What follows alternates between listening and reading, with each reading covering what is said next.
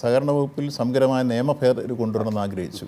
57 ഭേദഗതികളോടുകൂടി കേരളത്തിലെ 14 ജില്ലകളിൽ സിറ്റിംഗ് നടത്തി സഹകാരികളുടെയും ബഹുജനങ്ങളുടെയും നിയമജ്ഞരുടെയും ജീവനക്കാരുടെ എല്ലാ അഭിപ്രായം തേടി അൺഡിസ്പ്യൂട്ടായി എന്നുവെച്ചാൽ നിയമസഭയിൽ ഒരുപക്ഷെ ഭരണപക്ഷവും പ്രതിപക്ഷവും യോജിച്ച് പാസ്സാക്കിയ അപൂർവം നിയമങ്ങളിലൊന്ന് ഞാൻ കൊണ്ടുവന്ന 57 ഭേദഗതികളുടെ സഹകരണ നിയമം അതിന് ചട്ടം ഉണ്ടാക്കി അത് ഇംപ്ലിമെൻ്റ് ചെയ്തു. മുമ്പ് പറഞ്ഞ പോലെ അതിലേക്ക് ഡീറ്റെയിൽ ആയിട്ട് വരുമ്പോൾ തന്നെ മിനിസ്റ്റർ പറഞ്ഞ പോലെ ഇപ്പോൾ ജയകുമാർ ഡോക്ടർ ആവട്ടെ, ശ്രീ ജേക്കബ് ജോർജ് ഉണ്ട്. ഡോക്ടർ, ഈ ടൈം മാനേജ്മെൻറ്റിനെ കുറിച്ച് പറയുന്നു.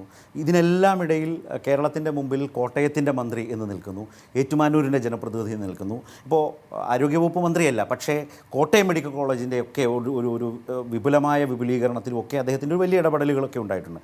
എങ്ങനെയാണ് മന്ത്രി വി എൻ വാസവനെ താങ്കൾ റേറ്റ് ചെയ്യുന്നത്? താങ്കളുടെ മനസ്സിലെ ഒരു അദ്ദേഹത്തെക്കുറിച്ചുള്ള ഒരു പിക്ചർ എന്താ? ഇപ്പോൾ ഞാനിപ്പോൾ വർഷങ്ങളായി സാറിനുമായിട്ട് അടുത്ത് പരിചയം വർദ്ധിച്ച സാറിൻ്റെ അടുത്ത് പ്രവർത്തിക്കുകയും ചെയ്യുന്നുണ്ട്.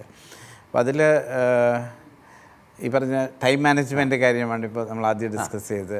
അപ്പോൾ അതിൽ വളരെ കൃത്യത ഒരു സമയം പറഞ്ഞ ഒരു ഹോസ്പിറ്റൽ ഡെവലപ്മെൻറ്റ് സൊസൈറ്റിയുടെ ഒരു മീറ്റിംഗ് ഒക്കെ പറഞ്ഞു കഴിഞ്ഞാൽ 3 മണി എന്ന് പറഞ്ഞാൽ കറക്റ്റ് 3 മണിക്ക് സാർ അവിടെ ഉണ്ടായിരിക്കും.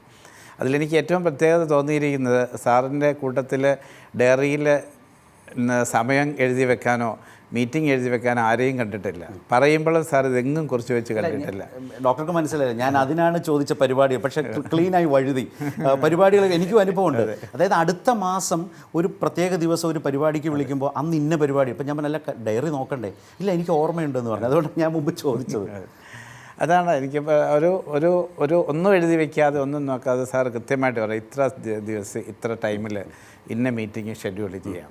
അപ്പോൾ ഓവർ ദ ഫോണായിരിക്കും ചോദിക്കുന്നത്. അപ്പോൾ പറയും ഞാൻ ഒന്ന് ആലോചിച്ചിട്ട് പറയാം, അത് കഴിഞ്ഞിട്ട് തിരിച്ച് വിളിച്ച് പറയാം ഇന്ന സമയത്ത്. അപ്പോൾ ടൈം മാനേജ്മെൻറ്റിൽ വളരെ കൃത്യത സാർ എപ്പോഴും പാലിക്കാറുണ്ട്.